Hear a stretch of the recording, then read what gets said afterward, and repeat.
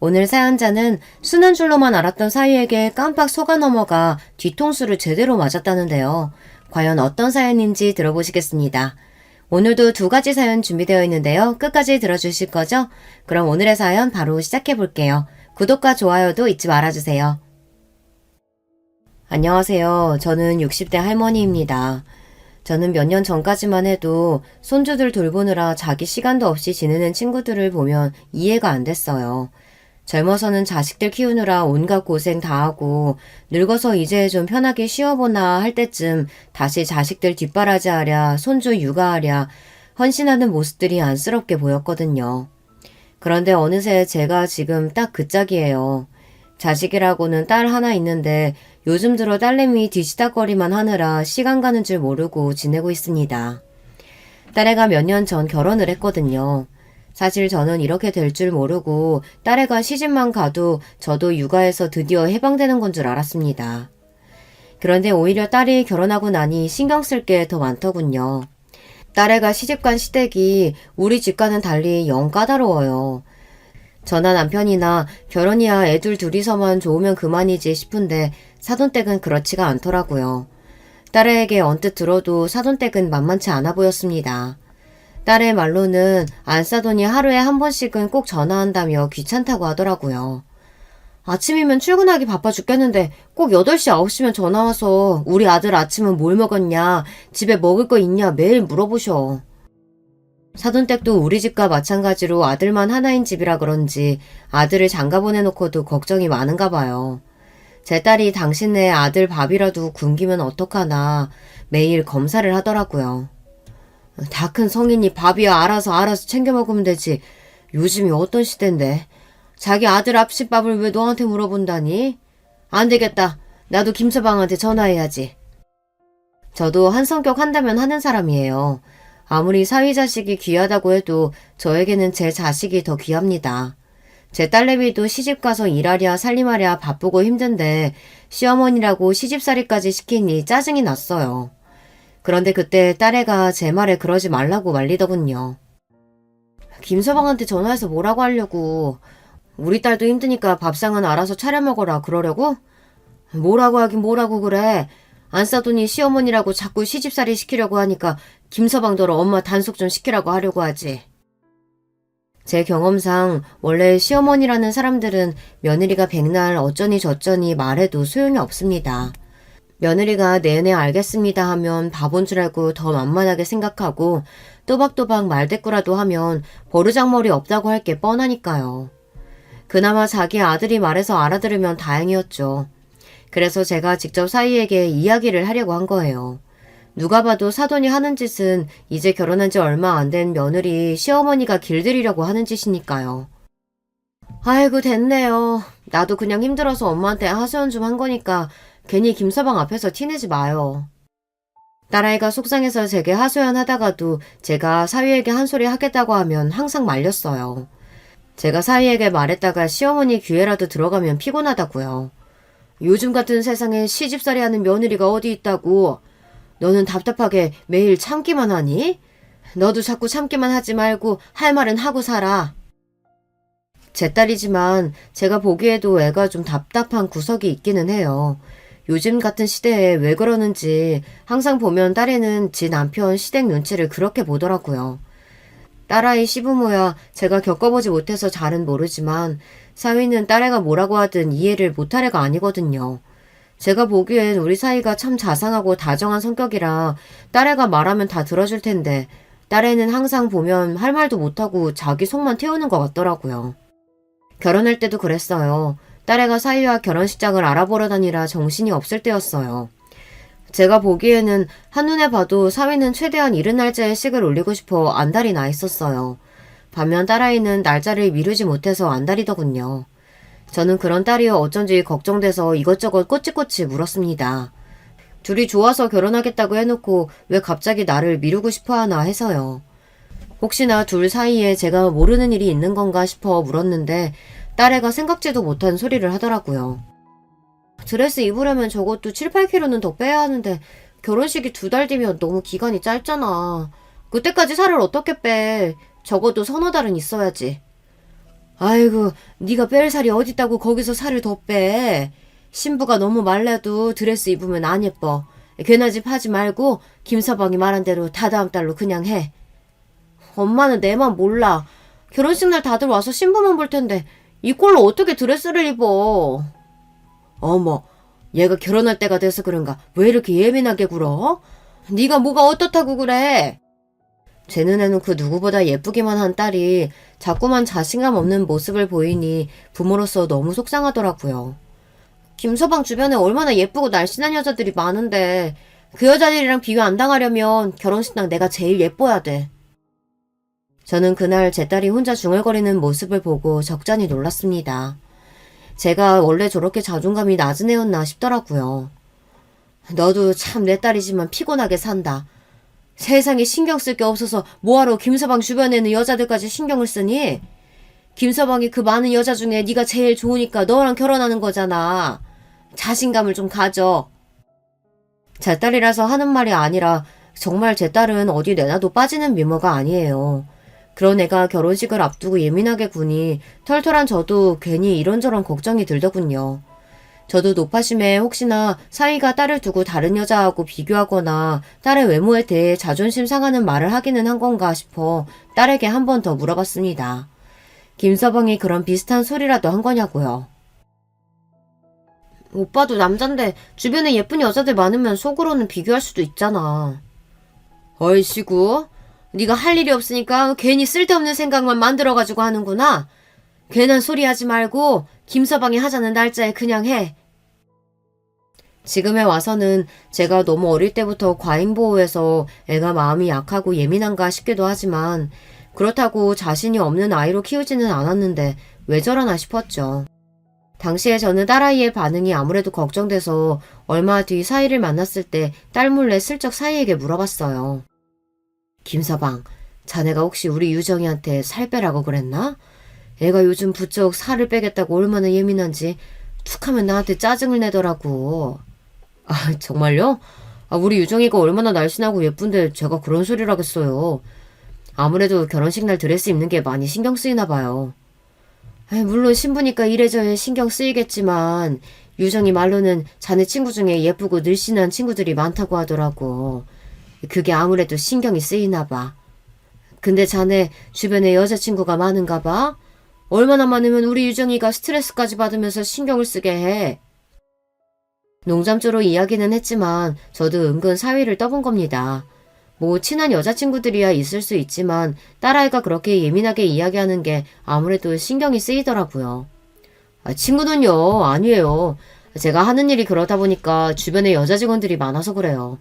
유정이가 싫어하면 당연히 따로는 볼 일 없죠. 그치? 우리 김서방이 얼마나 다정하고 자상한지 내가 잘 아는데 어련히 알아서 잘 하겠지. 사위가 의류회사에 다니다 보니 주변에 여자 직원들이나 모델들이 많은가 봐요. 딸에는 아무래도 그게 신경이 쓰이는 것 같고요. 사위의 말을 듣고 나니 저도 좀 안심이 됐습니다. 제 딸아이가 워낙에 어릴 때부터 내성적인 데다가 예민하고 소심했어요. 새학기가 되면 친구한테 먼저 다가가지도 못하고 친구가 먼저 다가오면 긴장해서 얘기도 잘 못했나 보더라고요. 거기다가 친구를 사귀어도 혼자 생각이 많아서 친구들 사이에서 힘들어하는 일도 많기는 했습니다. 저는 그런 딸아이가 항상 걱정되었어요. 저는 그래서 일부러 학교 친구들을 자주 집에 초대하기도 했습니다. 형제도 없이 매일 혼자이다 보니 더 내성적이고 소심해지는 건가 싶어서요.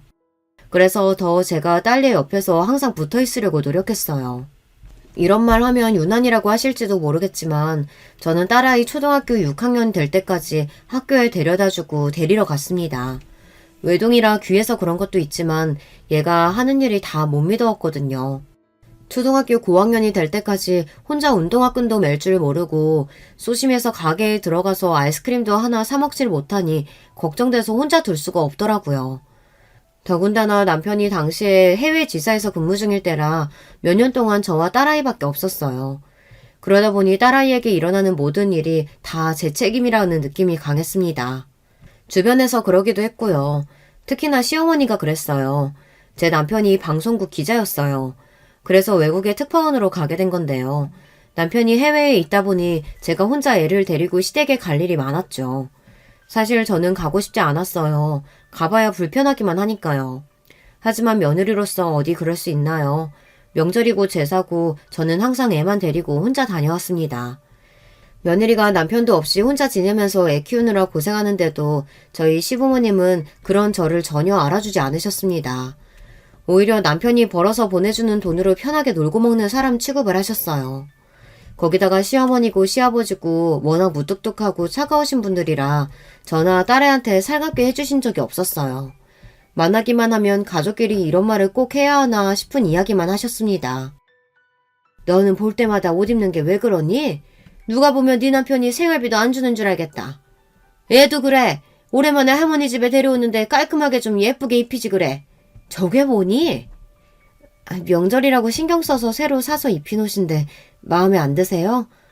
아이고, 그걸 돈 주고 새로 산 거야? 나는 또 동네 시장에서 주워다 입힌 줄 알았다.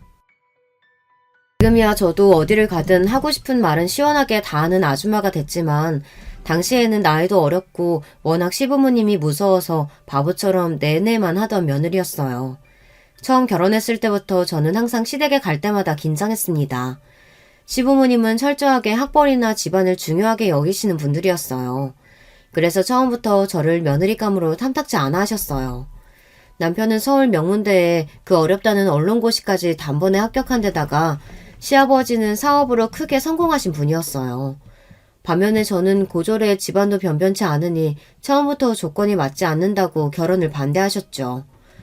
하지만 남편이 저 아니면 평생 결혼 안 하겠다고 단식투쟁까지 하며 우기는 바람에 어쩔 수 없이 시키신 거였어요. 그래서 그런지 시부모님은 제가 남편과 결혼하고 아이까지 낳았는데도 마음을 열지 않으셨어요. 거기다가 남편보다 저를 많이 닮은 딸아이도 별로 예뻐하지 않으시는 게 티가 났는데요. 하도 잔소리를 하셔서 저 나름대로 신경 쓰고 가도 시어머니 마음에 든 적이 한 번도 없었습니다. 심지어 한 번은 제 차림새에 대해서 잔소리를 듣는 게 싫어 백화점에 가서 가장 잘 나간다는 옷을 비싸게 주고 사서 입고 간 적이 있는데요. 그런데도 시어머니는 저를 보자마자 안목이 없네, 돈 쓸 줄 모르네 하시면서 구박을 했어요. 그제야 알았죠. 시어머니는 그냥 며느리인 내가 마음에 안 드시는 거구나. 내가 뭘 해도 미운 거구나 라고요. 그래서 그때부터는 시어머니가 무슨 소리를 해도 별로 상처가 되지 않았어요. 제 안목이나 취향이 문제가 아니라 그냥 시어머니에게 문제가 있는 거니까요. 그렇게 생각하고 나니 오히려 시댁에 가는 길이 참을만 했습니다. 그런데 이게 자식 문제는 다르더라고요. 시어머니가 저에게 뭐라고 하는 건 괜찮았는데 딸아이에 대해 함부로 이야기하는 건 거슬렸어요. 특히나 딸아이가 학교에 가기 시작하고 나자 시부모님의 간섭이 더 심해졌어요. 시부모님은 당신들이 남편을 기자로 키웠다는 것에 자부심이 대단했는데요. 그래서 제 딸도 남편처럼 똑똑한 사람으로 자라길 바라셨습니다. 그런데 제 딸은 그렇지 않았잖아요. 조심성도 많고 소심한 데다가 공부도 썩 좋아하지 않았어요. 그런 애한테 볼 때마다 듣기 싫은 소리를 하시니 얘가 시댁만 가면 더 말이 없었습니다. 그런 모습을 시부모님도 마음에 들어하지 않으셨죠. 유정이 쟤는 도대체 누굴 닮아서 저 모양이라니? 우리 장남은 국민학교 1학년 때부터 반장을 놓친 적이 없는 앤데 유정이 쟤는 반장은커녕 입 벌리고 말하는 소리 한번 듣기가 어려우니 저래서 학교에서 친구나 제대로 사귀겠어? 저게 다 지 엄마가 저렇게 키워서 그렇지 뭐. 고등학교 간신히 졸업해서 회사생활 잠깐 해본 애가 애나 제대로 키우겠어? 시부모님은 딸의 행동 하나하나를 가지고 다 꼬투리를 잡으시며 저에게 뭐라고 하셨어요. 한두 번이야 저도 그냥 한 귀로 듣고 한 귀로 흘리는 거지. 그런 소리도 매번 들으니 저도 모르게 욱하게 되더라고요. 더군다나 다 지난 제 과거 가지고도 구박을 하시니 듣기 거북했고요. 꼭 반장하고 공부만 잘한다고 해서 잘 사는 것도 아닌데 뭘 그런 걸 가지고 그러세요. 우리 유정이 워낙 차분하고 착해서 본인이 다 알아서 잘할 거예요. 네가 그렇게 태평하게 구니까 애가 욕심이 없는 거야. 다른 집들 봐라. 자식 하나면 엄마들이 얼마나 극성맞게 애 키우는데 저러다가 애 대학이나 가겠니? 남편도 없이 시댁에 갈 때마다 저구 딸에게 듣기 싫은 소리만 퍼부시니 저도 점점 참기 힘들었습니다. 그래서 한마디씩 토를 달았는데 그러면 시부모님은 저에게 더 모질게 구셨어요. 친정에서 배운 게 없어서 그렇다는 둥 당신 아들이 없으니 슬슬 본색을 드러내면서 이제 막 나간다는 둥 제가 하지도 않은 행동들까지 꼬투리를 잡으시더라고요. 그러다 보니 저는 보란듯 제 딸을 더 잘 키우고 싶었습니다. 시부모님 앞에서 제가 이만큼 딸을 잘 키웠습니다. 보여주고 싶었어요. 하지만 그것 또한 제 마음처럼 되지 않았습니다. 잘못한 건 제 탓이고 잘된 건 항상 다 남편 덕이었거든요. 그러던 중 어이가 없는 일이 하나 있었어요. 저희 시아버지는 몇 년 전 돌아가셨고 시어머니는 구순을 앞두고 실버타운에서 살고 계세요. 시아버지가 남긴 돈은 아내인 본인이 다 쓰고 가실 거라면서 서울에서도 가장 좋은 실버타운에서 살고 계십니다. 딸애가 사위를 만나 결혼하겠다고 했을 때 시어머니에게 찾아가 먼저 인사를 한번 시켰는데 시어머니 반응이 기가 막혔거든요. 그나마 다행인 건 네 딸 너 닮아서 남자 보는 눈은 있구나. 혹시나 남자 보는 눈은 또 자기 아빠 닮아서 어디서 쓸데없는 놈 데리고 들어와 끝까지 내 아들 고생시키는 거 아닌가 했더니만. 시어머니는 사이가 명문대를 나와 집안도 좋다는 얘기를 듣자마자 미소를 감추지 못했어요. 다른 건 물어보지도 않고 바로 마음에 든다고 하셨습니다. 더군다나 좋으면 그냥 좋은 거지 그걸 가지고 또 저를 끌어들여서 남자 보는 눈은 약은 게 저를 닮았답니다. 어머니는 예비 사이도 있는 앞에서 무슨 그런 소리를 하세요. 둘이 좋으면 되는 거지. 내 아들이지만 참 답답하다. 네가 그렇게 착해 빠져서 평생 처자식 챙기느라고 고생한 거 생각하면 억울하지도 않아? 시어머니는 다 늙어서 할 말 못할 말 구분 못하는 건 변하지 않았어요. 예비 사이가 있는 앞에서도 여전히 저를 깎아내리는데 여념이 없었습니다. 좋은 날 괜한 소리 하지 마시고 그냥 축 하나 해주세요. 결혼식 날도 곱게 한복 차려입고 앉아만 계시지 또 쓸데없는 소리 하지 마시고요. 그나마 제가 시어머니에게 평생 저런 대접을 받으면서도 이 나이 먹어서까지 남편과 산 이유는 다 남편 덕분이에요. 남편은 그래도 평생 제 편이었거든요. 남편도 3남매 장남으로서 힘든 점이 많았을 텐데 시부모님이나 다른 형제들에게 욕을 먹더라도 항상 저와 딸이 먼저였습니다. 남편이 해외 지사에 있는 동안 제가 시부모님에게 시집살이 당한 거를 누구보다 잘 알다 보니 남편은 한국에 들어왔을 때부터 지금까지 철저하게 제 든든한 버팀목이 되어주었어요. 결혼식 날 보자니 너희 상견례 안 해? 상견례야 당연히 하죠. 사돈댁내 식구가 없어서 그냥 애들하고만 보기로 했어요. 그날도 그랬습니다. 제 예상대로 시어머니는 애들 상견례 자리에 참석하고 싶어 하셨어요. 저는 시어머니께서 그럴 줄 알고 남편에게 이야기를 했었는데 남편은 그냥 우리끼리만 가자고 하더라고요. 사돈 처음 만나는 자리인데 어머니께서 괜한 소리 하시면 우리만 곤란해져요.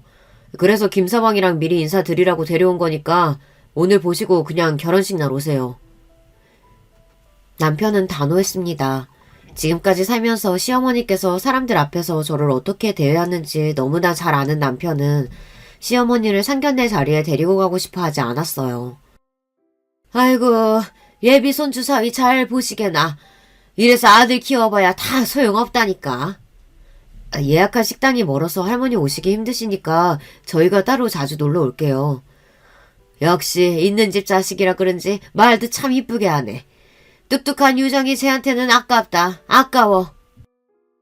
시어머니의 말에 저는 절로 눈살이 찌푸려졌지만 저는 애써 꾹 참았습니다. 나석이 좋아하는 양반이 상견례에 못 가게 생겼으니 속이 뒤틀릴만 하니까요. 그리고 무엇보다 저도 사위를 볼 정도로 나이가 들고 보니 시어머니의 마음을 아예 100% 이해 못하는 것도 아니에요. 사실 저도 사위가 전부 다 마음에 드는 건 아니에요. 사위를 처음 만났을 때는 사위가 썩 마음에 들지 않았어요. 딸아이에게 듣기로는 집안도 좋다고 하고 학벌도 좋다고 하니 그러려니 했는데 막상 만나니 제가 생각한 느낌이 아니더라고요. 말로 정확하게 표현할 수는 없지만 뭔가 느낌이 사람이 좀 가벼워 보였어요. 묻지 않았는데도 다니는 직장에 대해 구구절절 설명을 하는데 사실 저는 들어도 정확하게 무슨 일을 한다는 건지도 모르겠더라고요. 제가 옛날 사람이라 남자가 의류회사에 다닌다는 것도 영 마음에 안 들고요. 제가 봐도 너무 속물 같아 보여서 주변에 말은 안 했지만 저희 딸아이가 아직 대학원에서 공부하고 있어서 사이는 이왕이면 딱 들으면 아는 전문직이면 좋겠다 싶었거든요. 거기다가 예비 사위를 처음 봤을 때 겉으로 봤을 때는 사람이 좀 무뚝뚝해 보이고 차가워 보였어요. 그래도 다행이었던 건 예비 사위가 만나면 만날수록 예의도 바르고 딸에게도 다정하게 잘하는 것 같아 서서히 마음이 열렸습니다. 그리고 무엇보다 결혼까지 허락하게 된 중요한 이유는 사위 집안이 좋아요. 바깥사돈이 젊어서부터 사업을 크게 하셨다는데 서울에 건물이 2개나 있다고 하더라고요. 저도 제가 이럴 줄은 몰랐는데 막상 하나뿐인 딸내미 시집 보내려고 하니 저도 시어머니와 다를 게 없더군요.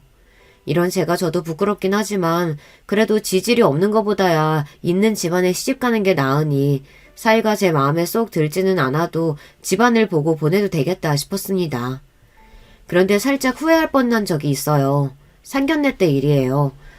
안사돈이 자기네 집에 돈이 좀 있는 걸 가지고 제 앞에서 엄청 뻐기면서 잘난 척을 하더라고요. 저희는 집안 분위기가 있어서 호텔 결혼식 할 생각이에요.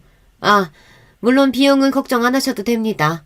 저희 쪽 하객이 워낙 많아서 산호댁 비용까지 저희가 다 결제할게요. 아닙니다. 호텔이든 웨딩홀이든 저희 쪽 손님은 당연히 저희가 대접해야죠. 그 와중에 남편은 호텔 결혼식 비용이 얼마나 들어가는지도 모르면서 덥석 우리가 알아서 내겠다고 나섰습니다.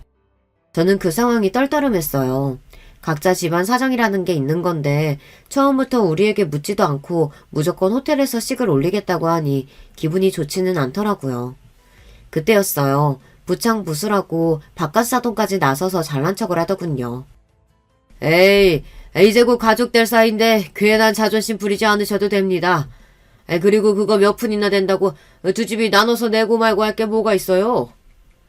순간 저와 남편은 떨떠름한 웃음을 지었습니다. 그 상황에서 그냥 저희가 알아서 계산하겠다고 우기기도 뭐하고 그렇다고 호텔 결혼식이 싫다고 고집을 피울 용기도 없었죠. 배려해주셔서 감사해요. 식장 외에 따로 들어가는 부분은 저희가 부담하도록 하겠습니다. 저희 집안도 경제적으로 힘들지는 않았지만 호텔 결혼식까지는 생각하고 있지 않았던 터라 사실 부담이 되기는 했습니다. 그래서 저는 괜한 자존심 부리는 것보다 저 나름대로는 최선의 대답이라고 생각하고 정중하게 말씀드렸습니다. 아무리 대단한 방송국 기자라도 월급쟁이 월급 뻔한데 무리하실 필요 없어요. 우리처럼 먹고 살 걱정 없는 사람들이 하나밖에 없는 아들 장가 보내는데 돈 신경 쓰면서 보내겠어요? 뭐가 그렇게 재밌는지 안사돈은 실실 웃으면서 말하는데 저는 하나도 재미없었어요. 그리고 그제야 저와 남편 둘 다 정신이 번쩍 들었습니다. 사돈 내에 몇십억짜리 건물이 2채가 있다는 소리에 혹해서 덥석 결혼을 허락할 때는 몰랐지만 있는 집안들이라고 자기들보다 없는 사람들을 어떻게 대하는지는 잠깐 잊고 있었습니다. 저는 괜한 노파심에 걱정부터 앞섰어요. 혹시나 제 딸도 괜히 있는 집에 시집 보냈다가 제 꼴이 나는 건 아닌가 해서요. 제가 남편이나 딸아이에게 일일이 이야기하진 않았지만 결혼해서 지금까지 시부모님에게 당한 걸 생각하면 지금도 가끔 자다가 벌떡벌떡 일어날 정도로 속이 답답하고 억울하거든요. 제 딸은 절대 저처럼 살기를 바라지 않아요. 남편과의 사이는 물론이고 시부모님에게도 예쁨 많이 받고 행복하게 살았으면 합니다. 그런데 딸의 시부모 될 사람들을 보고 나니 영 마음이 놓이질 않았습니다. 더군다나 가장 걱정이 된 건 사위의 태도였어요. 자기 부모가 예비 장인 장모까지 있는 앞에서 저런 소리를 하는데 전혀 신경 쓰지 않는 것 같더군요. 제 딸만 가시방석인지 어쩔 줄 몰랐습니다. 그래도 어떡하겠어요. 둘이 좋다는데 마음에 좀 걸리는 게 있다고 결혼을 못하게 할 수는 없잖아요. 안 그래도 제가 평생 딸아이 옆에서 과잉보호하며 자석처럼 붙어있어서 애가 더 독립적이지 못한데 제가 결혼까지 간섭하는 건 선을 넘는 것 같았어요. 저와 남편은 걸리는 부분이 좀 있기는 했지만 그래도 딸을 믿고 지켜보기로 했습니다. 그게 부모의 역할이니까요. 그런데 그게 마음처럼 쉽지 않았습니다. 처음 말씀드린 대로 다 큰 딸을 시집까지 보냈는데 더 신경 쓰이는 게 많더라고요. 30년 가까이 매일 품에 있던 아이가 떠나니 저도 쓸쓸했어요.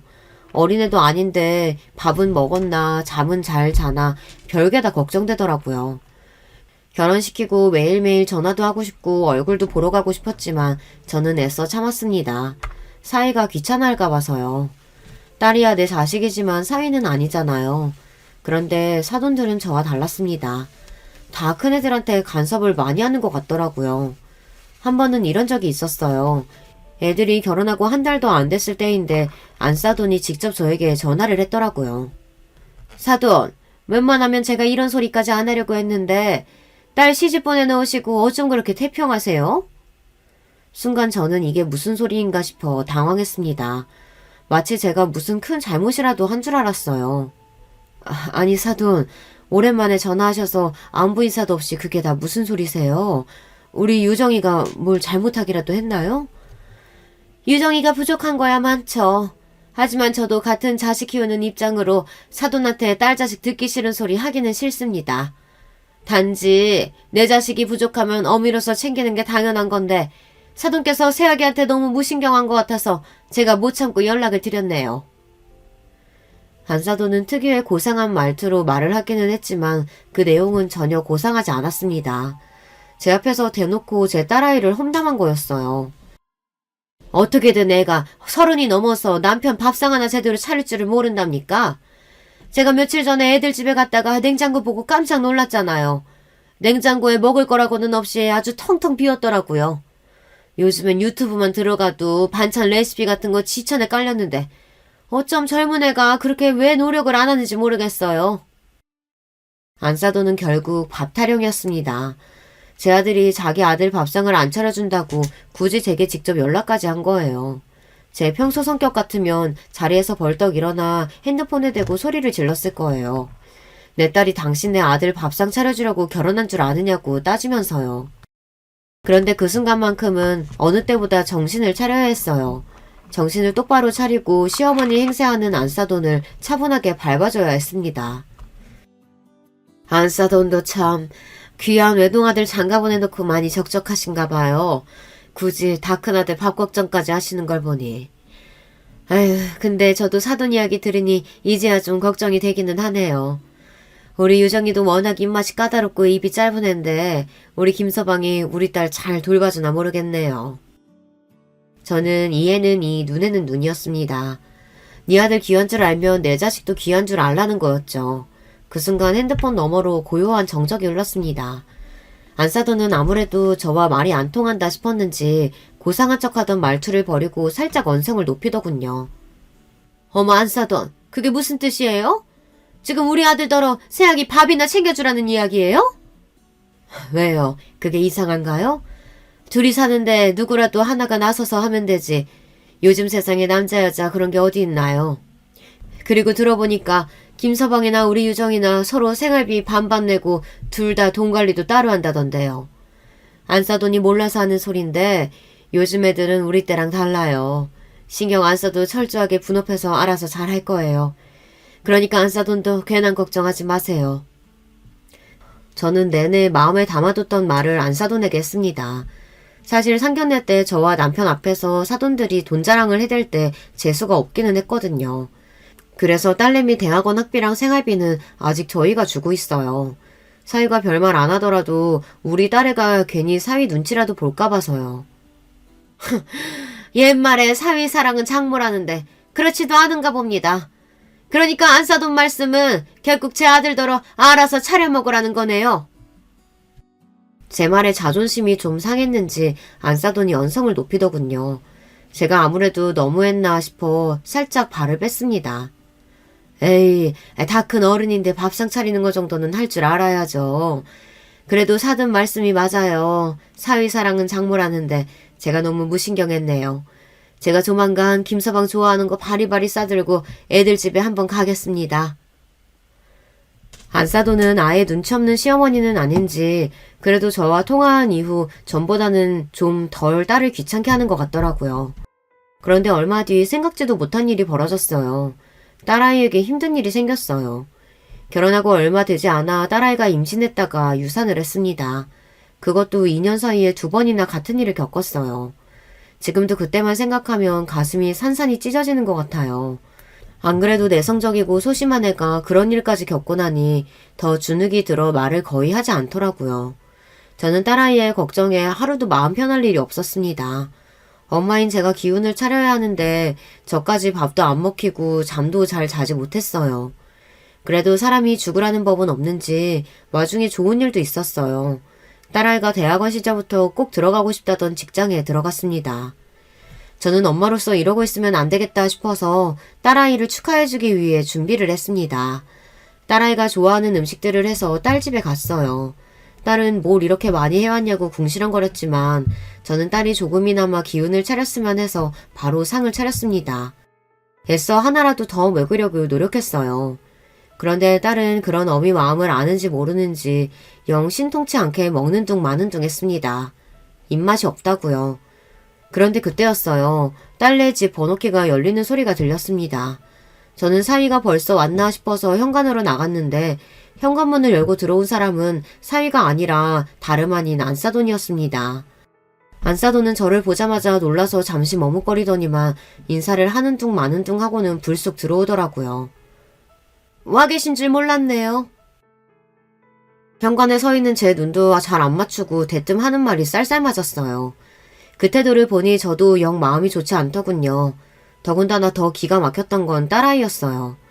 자기 시어머니를 보자마자 무슨 죄라도 지은 애처럼 잔뜩 긴장한 얼굴로 자리에 서서 어쩔 줄 몰라 하더군요.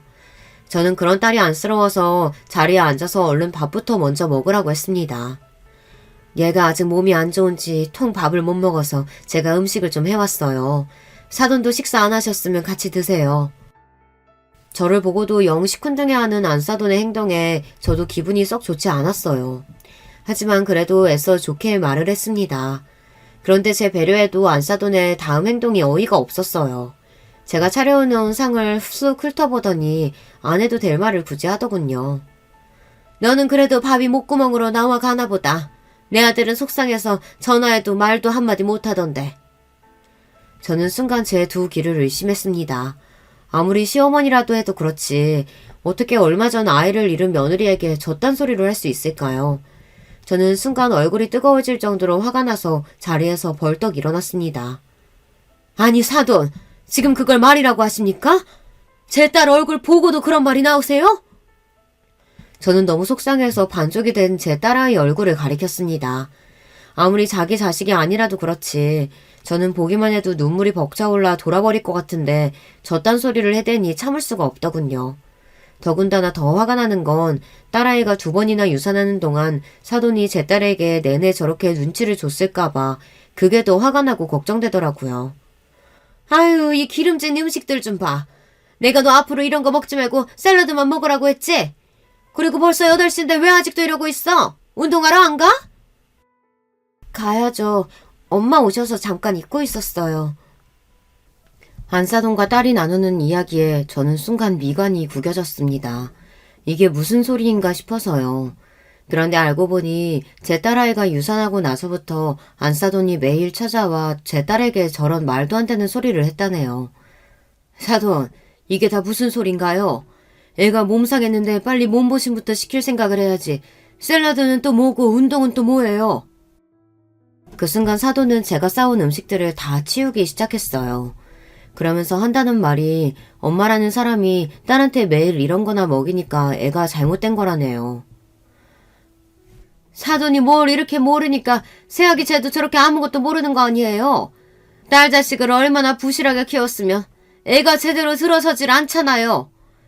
제가 앞으로는 새아기더러 식단이랑 운동 좀 하라고 했어요. 너 뭐하니? 빨리 운동 가라. 안사돈의 말에 딸아이는 놀란 토끼 눈을 하더니 정말 운동 가겠다고 준비를 했어요. 안사돈이 오자마자 잔뜩 주눅이 든 딸아이 반응을 보니 지금까지 사돈이 제 딸에게 어떻게 했는지 대충 알겠더라고요. 그 모습을 보니 저는 더 화가 났습니다. 손까지 벌벌 떨렸어요.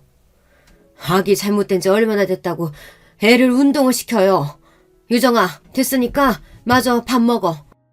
모르면 좀 가만히 있어요. 새아기 제 나이가 몇 살인데 쉴 시간이 어디 있다고? 하루라도 빨리 못 만들어서 애 만들어야지.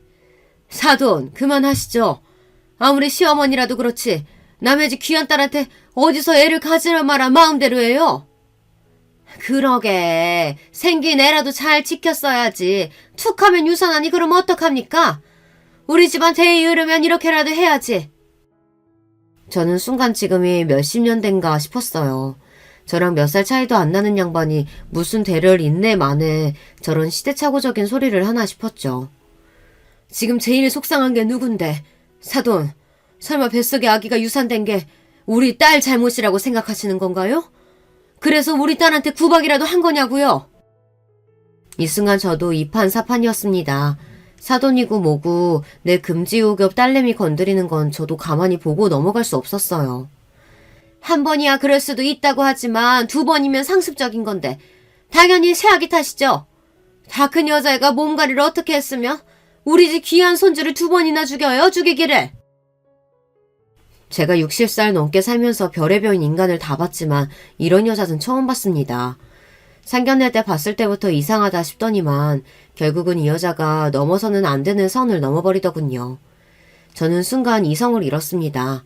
제가 주변에서 안 건드리면 참 조용하고 말수도 없는 사람인데 화가 나면 눈이 확 돌아요. 지금까지 살면서 제 눈이 딱 2번 돌은 적이 있어요. 한 번은 시아버지가 치매에 걸렸을 때였는데 시어머니가 저더러 시아버지 수발을 들라며 모시고 살라고 했을 때예요.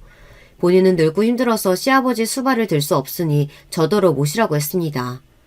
과거에 시부모님이 남들만큼은 사람 대접을 해줬어도 제가 그 정도로 기가 차지는 않았을 거예요. 몇십 년 동안 사람을 개무실해놓고 정작 다 늙고 병드니 저에게 모셔라 마라 하니 저도 화가 나더군요. 처음엔 저도 좋게 말했어요. 모실 생각이 없다고요. 그런데 제 말에 시어머니는 잔뜩 흥분해서는 저에게 괘씸하다더군요. 맏며느리가 어디서 감히 시부모를 못 모신단 소리를 해? 시부모가 모시라고 하면 잔말 말고 모셔야지.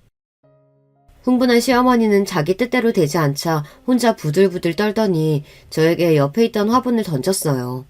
화분이 제 옆으로 빗나가긴 했지만 파편이 저에게 다 튀었습니다. 순간 저는 태어나서 처음으로 이성의 끈이 끊어지는 느낌을 받았어요. 옆에 있던 남편이 놀라서 먼저 한마디 하려고 했는데 제가 먼저 자리에서 일어났습니다. 어머니, 지금 저한테 화분 던지신 거예요? 기가 막혀서. 제가 지금까지 바보처럼 당하고만 있으니까 제가 병신인 줄 아셨나 봐요. 저 어머님이 오늘 저한테 한 짓 절대 그냥 못 넘어가요. 신고할 거니까 그런 줄 아세요. 여보, 내가 당신 봐서 웬만하면 참고 살려고 했는데 이젠 더 안 되겠어. 우리 그냥 이혼해. 내가 이 나이에 미쳤다고 시아버지 똥기저귀 갈 일 있어? 저는 결혼하고 처음으로 남편이랑 시어머니에게 고래고래 고함을 질렀습니다. 그 당시에는 정말 이혼까지 할 생각이었어요. 물론 남편이 급하게 수습을 한 덕분에 시아버지는 요양원으로 모시고 시어머니는 실버타운에 들어가시는 걸로 일은 일단락됐습니다. 물론 그 이후에도 시어머니는 저에게 아무 때고 막말을 하기는 했지만 절대 그 전만큼은 아니었어요. 남편이 중간에서 워낙 잘했거든요. 그 이후로 2번째 이성의 끈이 끊어진 거예요. 저는 순식간에 안사돈에게 달려들었습니다. 그리고는 안사돈의 머리끄댕이를 잡았어요. 이 앞에 내가 돈 좀 있다고 아주 할 말 못할 말 구분을 못하네. 죽이긴 내 딸이 뭘 죽였다고 지랄이야. 어디서 감히 내 딸한테 그딴 개소리 짓거려? 저도 제 행동에 순간 놀랐습니다. 지금까지 살면서 아무리 화가 나도 누구를 때리거나 살짝 친 적도 없는데 사돈이 제 딸한테 그 촐싹맞은 입으로 해코지를 하니 절로 화가 나더군요. 이 무식한 여자가 지금 뭐 하는 거야? 엄마, 왜 그래? 그만해. 딸아이가 말리지 않았다면 저는 사돈 머리를 다 뜯어놨을지도 몰라요. 하지만 그 순간만큼은 참을 수가 없었습니다. 그리고 잠시 뒤 사이가 들어오길래 저는 그제야 마음을 진정하고 사돈의 머리를 놓았습니다. 사이는 이게 무슨 상황인가 싶은지 어리둥절했습니다. 그때였어요.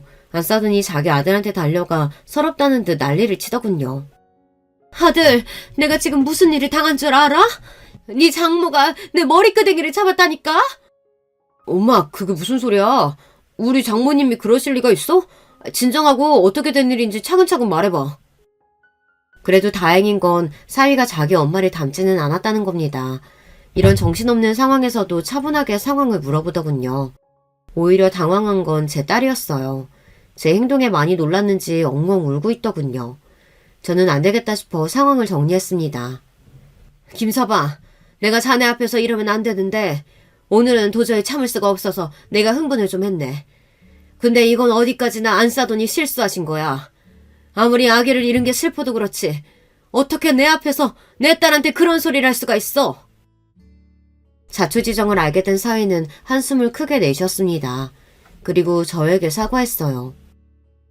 아기 그렇게 되고 나서 어머니께서 집에 자주 들리시길래 저는 당연히 유정이가 몸이 많이 약해진 게 걱정돼서 챙겨주러 오시는 줄 알았어요. 그런데 이런 일이 있었는지 몰랐네요. 죄송합니다. 사위는 안사돈이 매일 와서 제 딸에게 샐러드 먹어라, 운동해라 그런 잔소리를 하고 있는지 전혀 몰랐답니다. 아니야, 자네가 무슨 잘못이 있겠나. 자네도 마음 많이 안 좋을 텐데 나까지 실수해서 미안하네. 안사돈, 제가 머리까지 잡으면 안 되는 거였는데 순간 너무 화가 나서 저도 모르게 그랬네요. 미안합니다. 아이고 됐어요. 마음에도 없는 사과. 앞으로는 애들 일 말고 따로 보는 일은 없었으면 좋겠네요. 안사돈은 끝까지 자기 잘못을 인정하지 않고 저를 쏘아보다가 먼저 집에 가겠다고 가버렸어요. 사위가 데려다 주겠다고 했는데도 그냥 가버렸죠. 저는 계속 사위 얼굴 보고 있기가 민망해서 나가보겠다고 하고 집을 나섰습니다.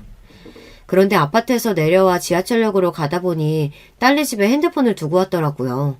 저는 놀라서 다시 딸네 집에 올라갔습니다. 그런데 제가 나오면서 문을 잘 안 닫았는지 현관문이 살짝 열려있더군요. 저는 저 스스로 정신이 나갔나 싶어 제 머리를 쿵 한 대 때렸습니다. 아이고 내 정신이야. 하긴 이런 일을 당했는데 정신이 제대로 바뀔 수가 있나. 저는 다시금 재수없는 안사돈 얼굴이 떠올라 머리를 세게 흔들었습니다. 그런데 그때였어요. 딸네 집 현관문을 열고 들어가려는데 집 안쪽에서 소란스러운 소리가 들렸습니다.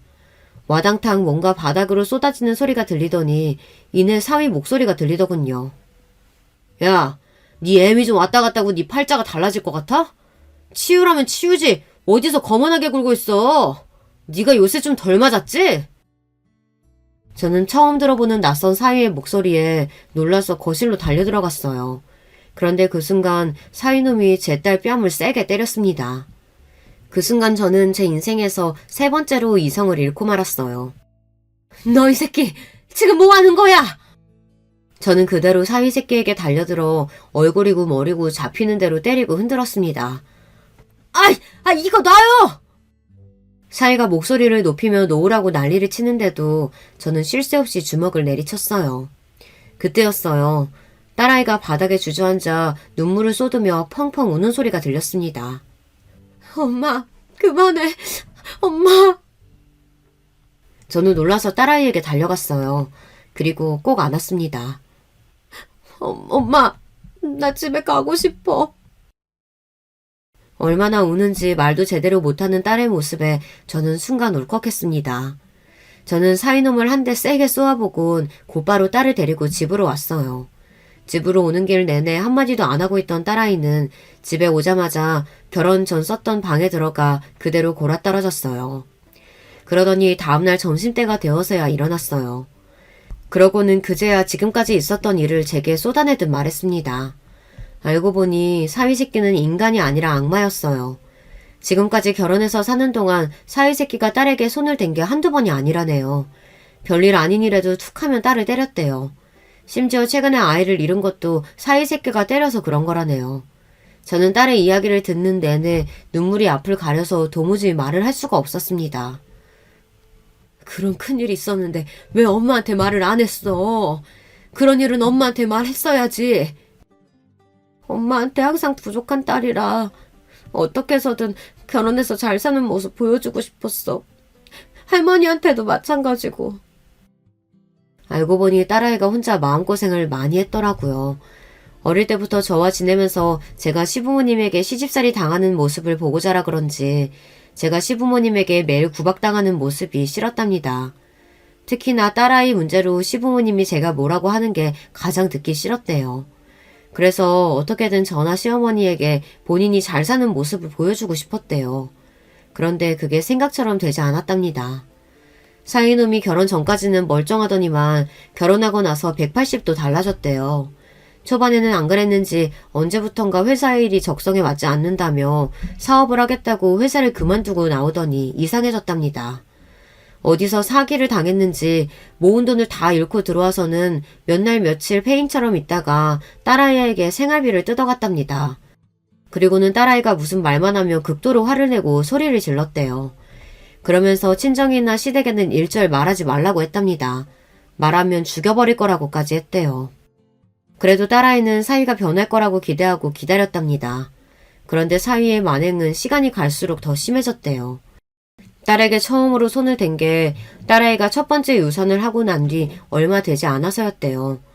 딸아이가 오랜만에 친구들을 만나 시간을 보내고 왔는데 딸아이에게 바람을 피우고 온 거라고 의심을 하며 말도 안 되는 꼬투리를 잡아 욕을 하고 때렸다고 하네요. 그리고는 다음날 무릎까지 꿇고 빌었답니다. 내가 요즘 되는 일이 없다 보니까 술에 취해서 나도 모르게 그랬던 거야. 제발 한 번만 용서해줘. 딸아이는 점점 자신의 결혼 생활이 잘못되고 있다는 걸 알고 있었지만 혼자 어떻게 해야 할지 몰랐대요. 남편에게 맞고 살다가 이혼했다고 하면 저나 남편이 얼마나 힘들어할지 알다 보니 더 말을 할 수 없었대요. 혼자서는 감당할 수 없을 정도로 무서웠답니다. 더군다나 그런 일이 있고 나면 사위새끼가 한 며칠은 잘했답니다. 제 딸아이는 그 지옥 속에서 계속 그 악몽을 반복하고 있었던 거예요. 저는 이야기를 듣는 동안 가슴이 미어져서 제대로 앉아있을 수도 없었어요. 저는 딸 앞에 엎드리고 앉아 계속 미안하다는 말을 했습니다. 딸아이가 그 지옥 같은 불행 속에서 버티는 동안 엄마라는 사람이 어떻게 몰랐을까 싶어서 미안하더라고요. 저는 그날 딸아이에게 약속했습니다. 제 딸을 아프게 한 그놈도 그놈의 부모도 절대 가만두지 않겠다고요. 그리고 얼마 뒤 저는 딸과의 약속을 지켰습니다. 남편이 나서서 일이 쉽게 풀렸어요. 남편은 저와 달리 이성적이에요. 저처럼 머리끄댕이를 잡는 정도로는 끝나지 않았습니다. 얼마 뒤 그 재수없는 사위새끼와 바깥사도는 둘이 몇 개월 차이를 두고 구속됐어요. 사위놈이야 당연한 일이지만 바깥사도는 무슨 일이냐고요. 저희 남편이 기자 생활만 35년 하고 정년퇴직했어요. 주변에 아는 기자들은 물론이고 아는 경찰들도 많습니다. 저희 남편은 복수를 위해 전 사돈에 대해 뒷조사를 좀 했어요. 사실 결혼할 때부터 사위놈이든 사돈이든 하는 일이 명확해 보이지 않았는데 돈을 많이 벌었다길래 좀 이상하게 생각했거든요. 그런데 역시나 뒤가 구렸습니다. 알고 보니 바깥사돈은 젊어서부터 오랫동안 여의도에서 유흥업소를 운영했다더라고요. 그러면서 증권사 간부들과 가까워져 술을 접대하고는 그들에게 정보를 샀답니다. 그러면서 주변에 살짝 흘리기도 하면서 몇몇과 작정하고 비상장 주식 사기까지 쳤다더라고요. 경찰에서 냄새를 맡고 조사받은 적이 있기는 한데 바지 사장이 걸려 들어가고 사돈은 쏙 빠져나왔나 보더군요. 사돈은 지금까지 그 사기친 돈을 가지고 호의호식하며 건물을 2개나 올린 거였어요. 남편은 후배 기자들에게 정보를 얻어 경찰에 제보했습니다.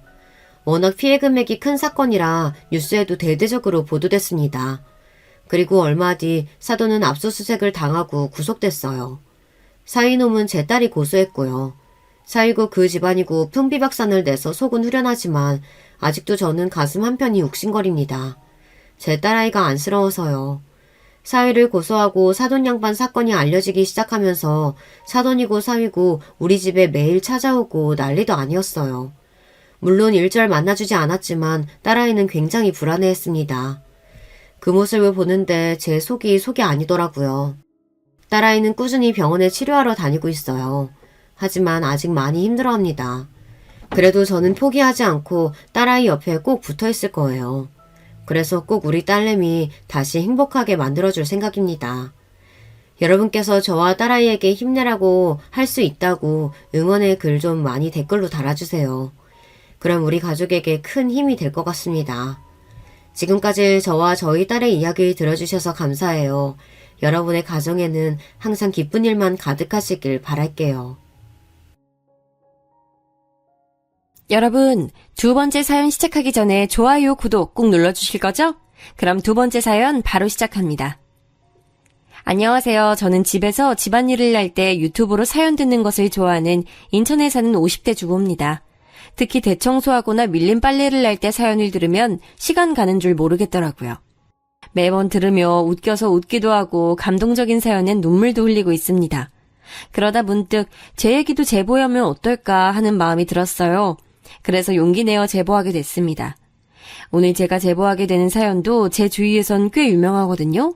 말했을 때 반응이 다들 너무 좋아서 유튜브에 제보하게 됐어요. 제가 준비한 사연은 바로 시댁에 관한 내용입니다. 혹시 시집살이를 생각하신 분들 계신가요? 그렇다면 반은 맞고 반은 틀립니다. 저는 오늘 시아버지와 시어머니에 관한 얘기를 할 거예요. 정말 두 분은 제가 이제껏 50년 넘는 인생을 살며 본 사람 중에 제일 성격이 불같은 사람과 제일 순한 사람이거든요. 어떻게 둘이 만났을까 궁금해서 남편에게 물어봤더니 역시나 예전 분들이라 그냥 집안 소개로 만났다고 합니다. 사실 소개라고 하기도 뭐하고 그냥 시어머니는 시댁에 팔려왔다고 하더라고요. 시아버지 집안이 워낙 부자였고 시어머니는 가난한 집에서 자라서 결혼을 빌미로 어느 정도 빚을 탕감할 수 있었다고 해요. 예전엔 이런 경우가 워낙 많았다고 하더라고요. 저는 제가 남편을 졸졸 쫓아다녀 결혼한 거라 전혀 해당하지 않지만 말이에요. 본격적으로 시댁에 관해 얘기하기 전에 짧게 남편을 어떻게 만났는지 설명하고 넘어가겠습니다. 왜냐하면 오늘 사연의 핵심이기도 하거든요. 저는 남편을 일하다 만났습니다. 고등학교를 졸업하고 저는 바로 대학에 가지 않았어요. 집이 가난해서 등록금이 없었거든요.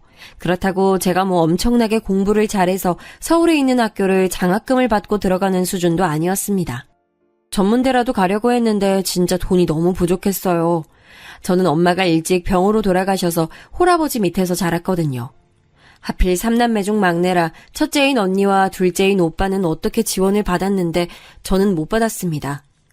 언니와 오빠가 그래도 대학을 가라고 돈을 모았는데 미안해서 받질 못했죠. 차라리 제가 몇 년 돈을 모아 그 돈으로 가겠다고 하고 패밀리 레스토랑에서 일하게 됐습니다. 고등학교를 졸업하고 바로 돈을 버는 거라 서툴렀어요. 지금 생각해도 같이 일하던 분들에게 참 감사합니다. 패밀리 레스토랑이고 대부분이 가족 단위라 손님들 상대가 그렇게 어렵진 않았어요. 그런데 어느 날 그러기 쉽지 않은데 어떤 아저씨 손님이 맥주를 과하게 드셔서 술에 취하셨습니다. 회사 회식으로 오신 것 같았는데 갑자기 고성을 지르고 난폭한 행동을 하기 시작했죠. 어이 아가씨 맥주 더 가져와. 아까 시켰는데 왜 자꾸 안 가져오는 거야? 너무 어렸던 20살에 저는 당황했어요. 다행히 점장님이 도와주셔서 어떻게 넘기고 있었는데 그 아저씨가 제 손목을 강제로 잡았습니다. 힘을 실어 테이블로 당기는데 속수무책이었어요. 그때 같이 일하던 직원 중 준수라는 오빠가 제 앞을 가로막았습니다. 그리고 아저씨를 강제로 떼어냈어요. 싫다는데 강제로 왜 이러세요? 이러시면 안 돼요. 계속 이러시면 경찰에 신고합니다. 그전까진 그냥 같이 일하는 오빠 그 이상 그 이하도 아니었는데 이 사건으로 저는 준수 오빠에게 반하게 됐습니다. 사실 슬프게도 오빠는 저를 좋아해서 그런 건 아니었어요. 제가 아무리 따라다녀도 매몰차게 거절했거든요. 그래도 전 굴하지 않았습니다. 결국 10번 찍어 안 넘어가는 나무 없다고 하죠. 그렇게 저는 남편을 쟁취하게 됐어요. 그런데 사귀는 것도 어려웠는데 글쎄 결혼 전에는 무슨 영화를 찍는 줄 알았답니다. 남편은 본인은 결혼 생각이 진짜 전혀 없다며 미안하니까 다른 남자를 찾으라고 하더라고요. 저는 남편을 너무 사랑해서 놓치기 싫었기 때문에 끈질기게 붙잡았습니다. 오빠 왜요? 제가 엄마가 없어서 그런 거예요? 이유라도 말해줘 제발. 그런 거 아니야 영훈아. 너나 너희 가족에게 문제가 있는 게 아니야. 그러니까 그 이유가 뭔데? 속 시원하게 말해주면 안 돼? 우리 아버지. 그러니까 네 시아버지 될 사람 때문에 결혼이 안 돼. 남편은 한참 망설이다 가정사를 고백했습니다. 알고 봤더니 시아버지 될 사람이 성격이 좋지 않다고 하더라고요.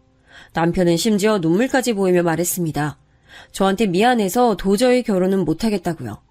사실 그 소리를 듣고 너무 놀랐어요.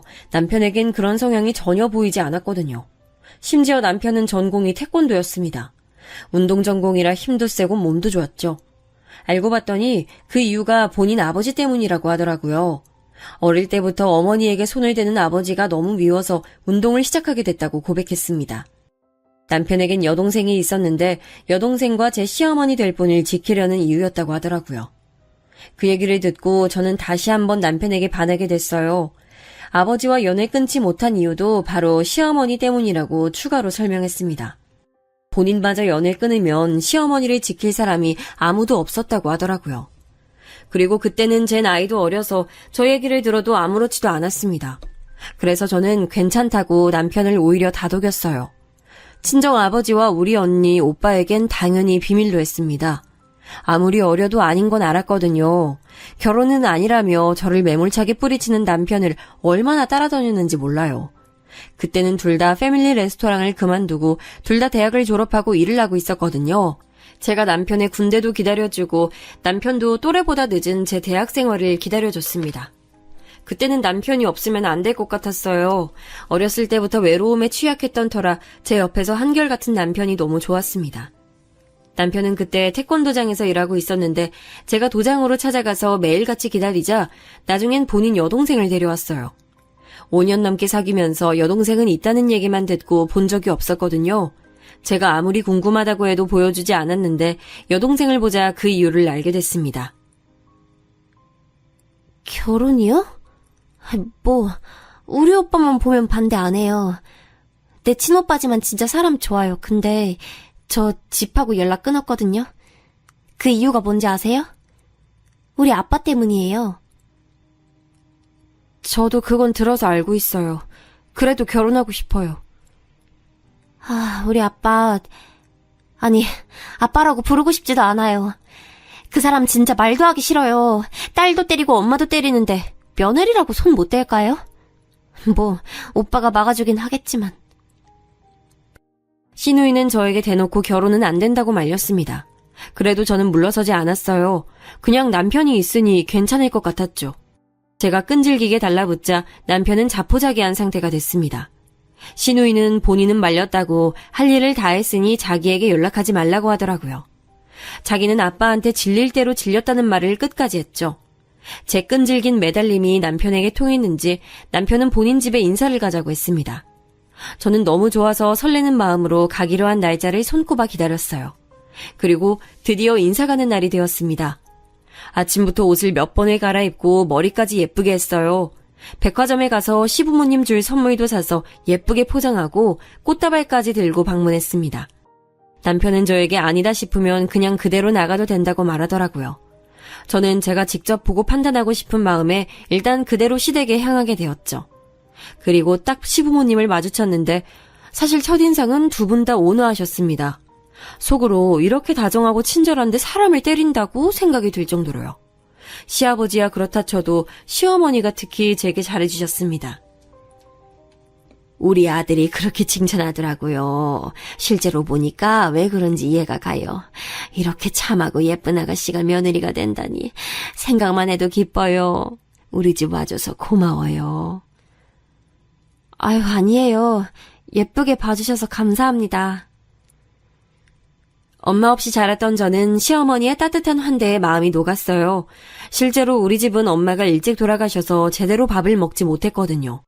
그런데 시어머니는 제가 집으로 온다고 하니까 말 그대로 진수성찬을 차려주셨습니다. 갈비찜, 잡채, 된장찌개, 갈치구이, 각종 밑반찬까지 아직도 그 식탁이 생각이 나요. 특히 제가 고기를 좋아해서 갈비찜을 잘 먹으니까 저 먹으라고 반찬을 담아주셨습니다. 그런 시어머니를 보니까 괜히 마음이 뭉클했어요. 저는 자라면서 엄마 품이 항상 그리웠는데 시어머니를 보고 엄마를 다시 만난 기분이 들었습니다. 시아버지는 시어머니만큼은 아니었는데 그래도 나름 친절하셨어요. 특히나 누구를 때릴 만한 행동은 전혀 보이지 않았습니다. 걱정과는 달리 아주 순조롭게 인사를 마칠 수 있었어요. 오빠, 생각보다 아버님 되게 다정하신데? 그리고 난 어머님 보니까 우리 엄마가 생각나. 너무 따뜻하고 좋은 분이셔. 처음이라 티를 안 냈나 봐. 엄마는 진짜 다정하고 좋은 분이셔. 영은아, 진짜 마지막으로 한 번 더 생각해봐. 널 위한 선택이라 그래. 난 괜찮아. 그리고 무슨 일 있으면 오빠가 막아줄 거잖아. 난 오빠 믿어. 저는 진심으로 남편을 믿었어요. 결혼할 때 시부모님 될 사람들이 그렇게 중요하다고 언니가 저에게 항상 말했거든요. 그런데 시어머니 될 분이 너무 따뜻하니 결혼 생각이 더 간절해졌습니다. 그렇게 저는 제 선택을 확신하고 결혼 준비를 시작했죠. 다행히 상견례도 무사히 마쳤고 결혼 준비하며 상대적으로 우리 집이 경제적으로 더 안 좋았는데 시아버지가 굉장히 아무렇지 않게 지원을 많이 해주셨어요. 지원을 받을 만큼 받으니 친정에서도 결혼을 적극적으로 찬성하셨죠. 그렇게 시작된 결혼 생활은 그렇게 어렵지 않았습니다. 명절이나 생신 때 시댁에 방문해도 시아버지는 누구를 때리는 모습을 보이지 않았어요. 남편은 그래도 불안하다고 시댁과 가까이 살길 원했죠.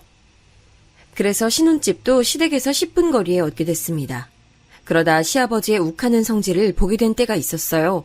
그날은 바로 결혼 후 첫 시아버지 생신이었습니다. 시어머니보다 시아버지 생신이 빨라 저한테는 첫 생신이셨죠. 주변도 그렇고 우리 친언니도 그렇고 결혼 후 첫 명절은 며느리가 생일상을 챙기는 경우가 많더라고요. 저도 그래서 언니한테 급하게 연락해서 열심히 생일상을 준비했습니다. 시어머니에게 몰래 연락해서 제가 준비한다고 말도 꺼냈어요. 그렇게 신혼집에서 열심히 준비해서 시부모님을 기다렸습니다. 그런데 7시까지 오시기로 하셨는데 8시가 돼도 오지 않더라고요. 혹시 무슨 일이 생긴 건지 남편과 걱정하고 있는데 점점 남편의 표정이 안 좋아지기 시작했습니다. 시간이 흐르며 더 초조해했어요. 손톱까지 물어뜯으며 시어머니 걱정을 심각하게 하기 시작했죠. 두 분 다 전화도 받지 않고 아예 연락이 전혀 되지 않으니 차라리 시댁에 가보자고 결론을 내렸습니다. 그때가 정확히 8시 30분이었어요. 남편과 차키를 챙겨 주차장으로 가려고 준비할 때 띵동 하고 초인종이 울렸습니다. 인터폰을 보니 시부모님이셨죠. 어머님, 아버님, 걱정했어요. 무슨 일 있으셨어요? 아유, 미안하다, 영은아. 오는 길에 가벼운 접촉사고가 났어. 연락한다는 게 우리도 당황해서 그러질 못했네. 아, 그러셨어요? 어디 아프진 않으세요? 그래도 병원 가보시는 게 좋을 것 같아요. 아니야, 괜찮아. 아유, 우리 영은이가 요리까지 했는데 병원은 무슨. 괜찮아. 오래 기다리게 해서 미안해. 시부모님은 시댁에서 우리 집으로 오는 길에 접촉사고가 났다고 하셨어요. 그런데 시어머니만 우리 부부에게 미안하다고 말씀하시고 시아버지는 입을 꾹 다물고 계셨습니다. 아무 말도 하지 않고 그러고 계시니 저는 괜히 눈치가 보였어요. 어색하게 식탁에 앉아 다 식은 요리를 먹고 있는데 남편의 표정도 점점 굳고 말이 없어졌습니다. 저는 결혼하고 이런 분위기가 처음이라 너무 어색했어요. 시어머니가 그나마 분위기를 풀어보시려고 노력하셨죠. 둘이서만 대화하며 억지로 식사를 이어갔습니다. 시아버지는 밥을 먹고 꼭 담배를 피우시곤 하세요. 그날도 식사를 마치고 시아버지가 담배를 피우신다고 밖으로 나가셨습니다. 나가시자마자 남편은 시어머니에게 말했어요. 엄마, 아버지가 또 때렸어요? 응? 아니야. 얘가 지금 무슨 소리를 하는 거야? 아니, 지금 분위기가 딱 봐도 그렇잖아. 오는 길에 무슨 일 있었던 거예요? 아유, 아니야. 얜 무슨 영은이 앞에서 못하는 소리가 없어. 남편 말을 듣고 저는 깜짝 놀랐습니다. 시어머니는 계속 제 눈치를 보셨죠. 전 이게 무슨 일인가 싶어 눈만 동그랗게 뜨고 남편과 시어머니를 번갈아 쳐다봤어요. 남편은 표정을 고치고 아버지가 또 손을 댔냐고 점점 격양됐습니다. 시어머니는 끝내 아니라고 말씀하셨죠. 그때 시아버지가 집에 다시 들어오셨습니다. 이상해진 분위기를 감지하셨는지 시아버지는 제 앞에서 처음으로 욕설을 내뱉으셨어요. 저를 향한 욕설도 아니었고 누구를 특정해서 하신 것은 아니었지만 분위기가 매우 험악해졌습니다. 제 표정이 안 좋아지자 시어머니가 중간에서 계속 중지하셨어요. 오랜만에 아들 부부 집에 오셨는데 두 분 다 자고 가세요. 응? 아니야, 집에 가도 괜찮어. 아니요, 자고 가세요. 아까 영은이도 그러라고 했어요. 남편은 급기야 두 분을 자고 가라고 했습니다. 그리고 저를 방 안으로 데려가더니 힘겹게 말을 꺼냈어요. 여보, 미안해. 그런데 아무리 봐도 지금 아버지 상태가 이상해. 이대로 엄마를 아버지랑 보낼 수가 없어. 오늘만 우리 집에서 자고 가라고 하자. 아버지가 그래도 시간이 지나면 또 아무 일도 없었다는 듯이 풀어주셔. 엄마를 위해서 내가 너무 미안해. 응? 아니야, 괜찮아. 시부모님은 남편이 계속 자고 가라고 하자 자고 가셨어요. 그리고 그날 밤 옆에서 지켜보니 진짜로 시아버지는 욱하는 성질이 있더라고요. 텔레비전을 보다가도 갑자기 욕설을 내뱉는다거나 괜히 우리가 키우는 강아지에게도 성질을 내셨어요. 제가 그동안은 시아버지와 이렇게 오래 있을 시간이 없어 몰랐던 거죠. 괜히 죄도 없는 우리 강아지에게 시끄럽다고 하는 걸 보고 마음속으로 상처를 받기도 했습니다. 반면 시어머니는 자고 가는 게 미안하다고 하시며 청소를 자꾸 하셨어요. 제발 가만히 있으라고 해도 들은 척도 하지 않으셨죠. 어머님, 청소 안 하셔도 괜찮아요. 제가 부담스러워요. 이제 그만 주무세요. 아니야, 내가 이렇게 얹혀 자는데 청소까지 안 하면 어떡해. 어머님. 어머님, 여기 멍이... 쉿, 영은아, 부탁이야. 아들한테 날리지 말아줘. 그러다 저는 화장실 청소하는 어머님을 말리다 팔에 있는 멍을 발견했습니다. 어머님은 제가 발견한 멍을 필사코 숨기고자 하셨어요.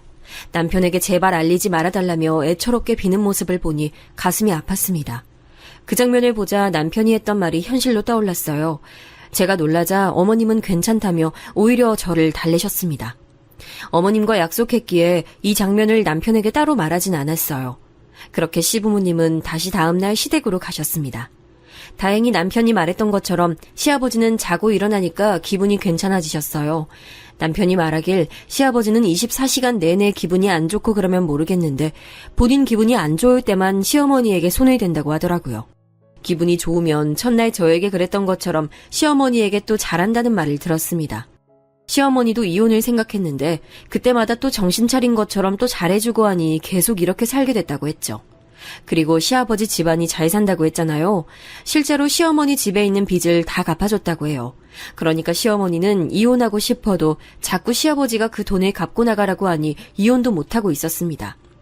그렇게 저도 점점 시아버지의 실체를 알게 됐는데 어느 날 시아버지의 만행이 하나 더 생겼어요. 남편이 퇴근하고 집에 왔는데 표정이 너무 어둡더라고요. 무슨 일이 있냐고 물었더니 시어머니가 연락이 왔다고 하며 어렵게 말을 꺼냈습니다. 아니, 우리 할머니, 그러니까 우리 엄마한테는 시어머니지. 아버지가 할머니를 집으로 모시겠대. 거동이 불편하신데 요양원에 보내긴 싫으신가 봐. 그거 병간호를 다 우리 엄마가 하게 생겼어.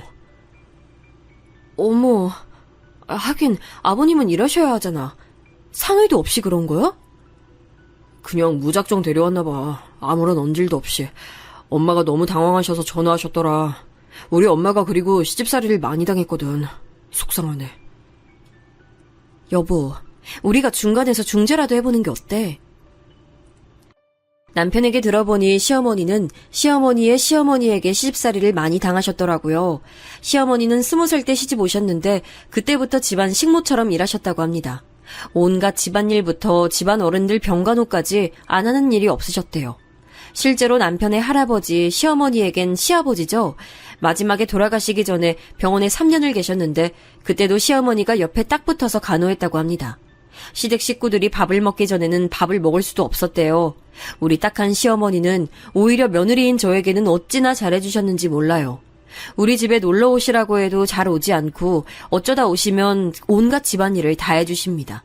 제가 시댁에 가면 물 한 방울이라도 묻히지 않게 하셔요. 엄마가 어릴 때 돌아가셔서 기본적인 생활살림을 모르는 저에게 시어머니는 백과사전이셨습니다.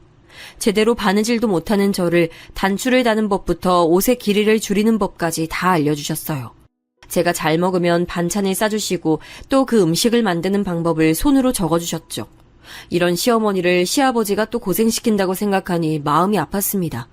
그래서 일단 우리 부부가 말이라도 꺼내보려고 시댁을 방문했어요. 그런데 저는 그날 너무 놀라게 됐습니다. 바로 시아버지의 행동 과잉을 제 눈으로 처음 직접 목격한 날이거든요. 시아버지의 행동은 와장창 하는 소리와 함께 시작됐어요. 저와 남편이 요양원 단어를 꺼내자 시아버지는 호통을 치셨습니다. 그러더니 갑자기 거실에 있는 화분을 내동댕이 치기 시작했어요. 그리고 뒤로는 욕설과 굉음이 난무했어요. 내가 내 엄마 집에 모시겠다는데 니들이 뭔데 이래라 저래라야, 어? 여보, 참아요. 빨리 죄송하다고 해. 여보, 제발. 당신이지? 당신이 또 아들한테 일렀지? 이게 다 너 때문이잖아! 내가 내 엄마도 집에 못 모셔, 어? 시아버지는 갑자기 시어머니에게 모든 원인을 돌렸습니다. 시어머니는 그런 시아버지의 허리를 잡고 달래려고 애쓰셨어요. 저는 너무 당황스러워서 어찌할 줄을 모르겠더라고요. 남편은 그런 저를 데리고 집을 나서려고 했습니다. 그런데 그것마저 시아버지가 앞을 막아 그럴 수가 없었어요. 당황스러운 저를 보고 시어머니는 괜찮으니 빨리 나가라고 몸을 던져서 막아주셨죠. 시어머니는 애초에 몸이 작고 연약하신 분이세요. 저보다 키도 10cm가 작으시고 뼈대도 여리여리하시거든요. 그런데 안간힘을 써서 저를 보호하려고 하셨어요. 그 모습을 보고 저도 가만히 있기가 그렇더라고요. 그래서 시아버지를 말리는 시어머니의 손을 잡았습니다. 그리고 남편과 함께 시어머니를 시댁에서 데리고 나왔어요. 시아버지는 혼자 분노해서 굉음을 지르고 온갖 살림을 때려 부수고 계셨죠. 아이고, 너희 아버지 어떡하니? 아유, 저 양반이 또 화가 났네. 엄마 제발요, 제발. 엄마 몸이나 챙겨야지 거기서 아빠를 걱정하면 어떡해요. 맞아요, 어머님. 일단 저희 집으로 가서 진정하는 게 좋을 것 같아요. 이 정도일 줄은 상상도 못했어요. 시어머니는 계속 안절부절 못하셨습니다. 집에 도착해서 따뜻한 차와 과일을 줘서 시어머니를 안심시켰어요. 그래도 시어머니는 불안함을 감추지 못하셨습니다. 집에 오자 남편과 제 핸드폰으로 전화가 계속 오기 시작했어요. 우리 부부는 오기로 받지 않았습니다. 시어머니는 지금이라도 전화를 받자고 하셨는데 제가 극구 반대했어요. 그리고 저와 남편은 밤을 새워 고민했습니다. 시아버지의 저런 행동을 언제까지 지켜봐야 할지 몰랐으니까요. 상담을 받게 해야 하나 싶어 정신과도 알아보고 충동을 억제하는 건전한 방법이 뭐가 있을까 고민하며 그렇게 아침이 됐죠.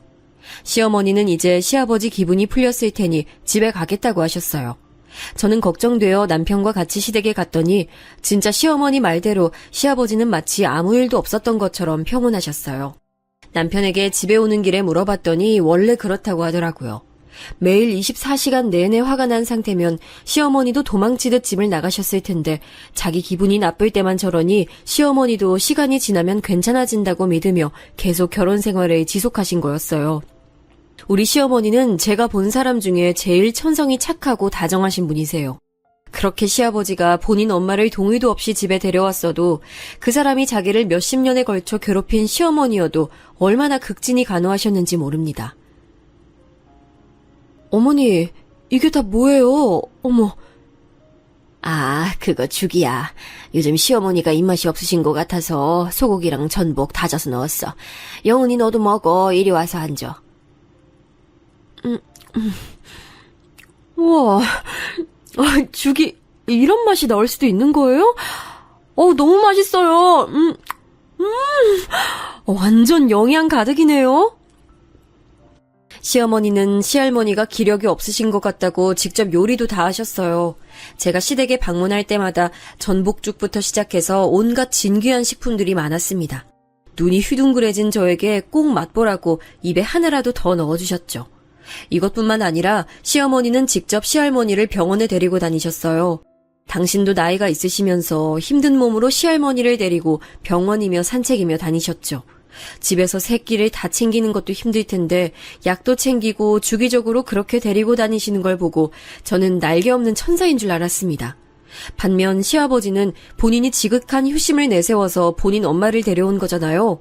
가족끼리 요양원이 무슨 말이냐고 고래고래 소리 질렀던 것을 제가 똑똑히 기억해요.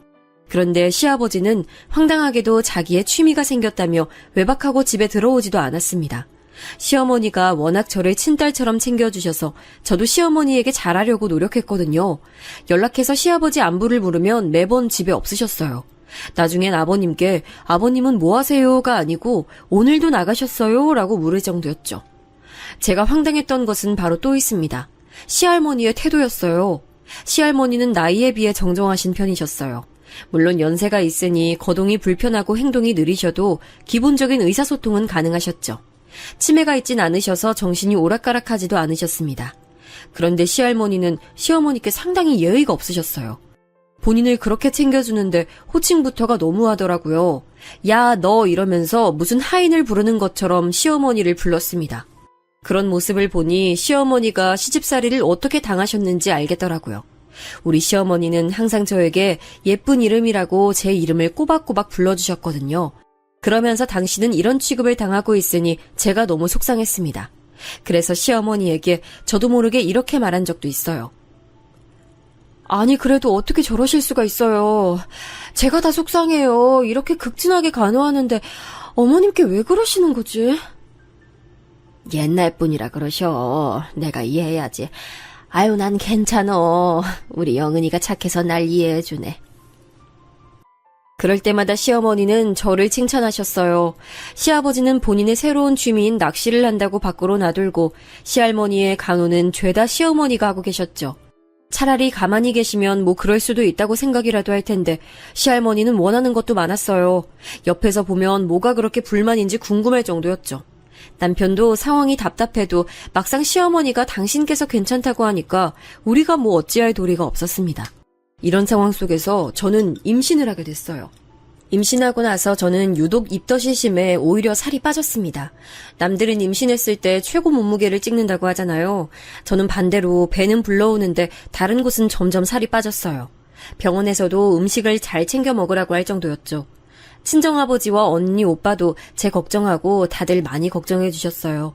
그 중에서도 시어머니가 단연코 제일 저를 많이 챙겨주셨습니다. 저는 입덧 중에 특히 식당 음식을 못 먹겠더라고요. 특유의 조미료가 많이 들어간 음식을 먹으면 바로 위에서 거부 반응을 일으켰어요. 그래서 죽으로 연명하곤 했는데 죽도 가게에서 파는 건 입에도 대지 못했습니다. 친언니가 걱정하며 반찬도 많이 만들어줬는데 마음은 고마워도 자꾸 개원했어요. 그런 제가 유일하게 먹을 수 있었던 음식은 바로 시어머니 요리였습니다. 영은아, 이거 내가 하나하나 손질한 거라 조미료 많이 안 들어갔어. 먹어보고 괜찮으면 알려줘. 그리고 이거 저번에 전복 들어간 죽이거든? 그때 그거 잘 먹었잖아. 사과도 먹기 좋게 작게 잘라왔는데 입에 하나만 넣어볼래? 시어머니는 간호하기도 바쁘실 텐데 입덧하는 며느리 먹이겠다고 종일 부엌에서 사셨어요. 처음엔 제가 부담을 느낄까봐 일부러 우리 집 앞에 음식을 두고 가셨는데 제가 그러지 말라고 하니까 들어오셔서 저렇게 말씀하시고 바로 집에 가셨습니다. 이때 얼마나 감사했는지 몰라요. 비교는 안 좋은 거고 비교하면 끝도 없다고 하잖아요. 그래도 저런 시어머니를 보고 있으니 시아버지가 자동으로 비교됐습니다. 시아버지는 며느리가 입덧으로 살이 빠지든 말든 신경도 쓰이지 않았나 봐요. 그놈의 낚시가 뭐가 그렇게 좋은지 제가 시댁에 갈 때 집에 계시질 않았죠. 그래도 아들을 낳아야지. 대를 잇는 게 며느리 도리야. 아쉽게 딸이 나오면 바로 아이 다시 가져. 아버지, 도대체 그런 말을 왜 임신한 며느리 앞에서 하세요? 뭐? 그럼 내가 내 집에서 내 입으로 말도 못하냐? 내가 이러니까 집구석에 들어오기가 싫은 거야, 어? 여보, 그만해. 어쩌다 얼굴을 보면 저런 말을 해서 분위기를 안 좋게 만들기까지 하더라고요. 저도 당연히 기분이 좋지 않았습니다. 그런데 저나 남편이 시아버지의 말에 대꾸를 시작하면 시아버지는 바로 분노하셨어요. 그 불똥이 시어머니에게 튈까 두려워 저는 남편을 말리기 바빴습니다. 그러면서 빨리 제가 출산해서 아이가 나오길 기다렸어요. 친언니가 저에게 어른들은 손주를 보면 그렇게 안 하던 짓을 한다고 했거든요. 태교하며 최대한 좋은 것만 생각하고 싶은 마음도 당연히 있었고요. 시어머니는 요리도 그렇고 영양제도 많이 챙겨주셨습니다. 평소에도 저에게 물 한 방울 묻히게 하는 분이 아닌데 임신했을 땐 더 그러셨어요. 시댁에 가서 제가 뭐라도 하려고 하면 제 앞을 가로막으며 제발 앉아있으라고 하셨죠. 덕분에 임신 후기로 가면서는 저도 점차 몸무게가 늘기 시작했습니다. 그리고 출산하게 됐는데 무려 쌍둥이 자매를 낳게 됐어요. 알고 봤더니 친가 쪽에 쌍둥이가 있다고 하더라고요. 아기가 2명이나 찾아오다니 남편과 저는 2배로 기뻤습니다. 하지만 기쁨도 2배지만 힘듦도 2배였어요. 남편은 동네에서 태권도장을 운영했는데 아무래도 관장님으로 있으니까 육아에 많은 힘을 쏟진 못했습니다. 물론 다른 남편에 비해 많이 도와줬던 건 사실이에요. 하지만 그것도 한계가 있었죠. 도장에 가서 아이들을 가르쳐야 하니 그때는 제가 혼자 아이들을 돌봐야 했습니다. 도우미 아주머니를 불러서 해결해도 아이들이 낯을 굉장히 많이 가려서 힘들었어요. 그때 제 구세주가 바로 시어머니였습니다. 아유, 공주들이 우리 영훈이처럼 너무 예쁘다. 크게 우는 거 보니까 크게 될 사람인가 봐. 어머니, 안 힘드세요?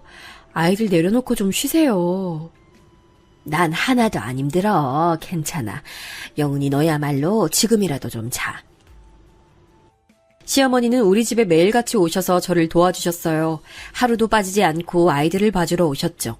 제가 너무 죄송스러워서 그러지 않아도 된다고 해도 늘 웃으면서 저를 찾아오셨습니다. 그런데 이게 시아버지와 시할머니의 심기를 건들 줄은 전혀 몰랐어요. 아들도 아니고 딸들인데 뭐가 그렇게 예쁘다고 매일같이 가냐고?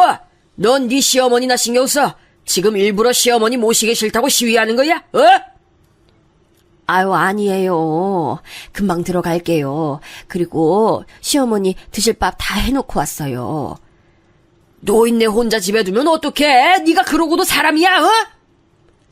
지금 들어갈게요. 미안해요. 시어머니가 우리 집에 오셔서 저를 도와주셨던 날들이 지속되자 시아버지는 전화를 걸어 뭐라 하는 날이 늘어났습니다.